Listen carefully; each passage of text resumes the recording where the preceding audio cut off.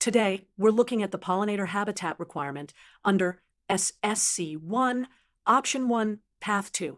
Let's review the multiple choice options and find out which one is correct. Here are our options.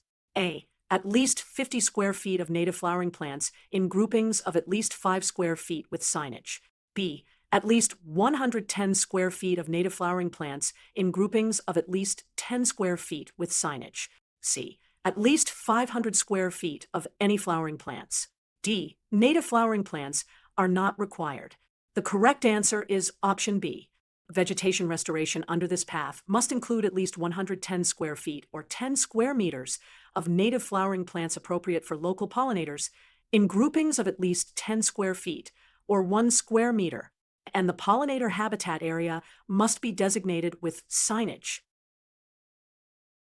Notice this grouping box represents the minimum 10 square feet of native flowering plants required for each planting cluster. Finally, the entire pollinator habitat area must be designated with clear signage to inform everyone of the native pollinator restoration. In summary, under SSc1 Option 1 Path 2, you must have at least 110 square feet of native flowering plants in groupings of at least 10 square feet, and you must include signage for the pollinator habitat area.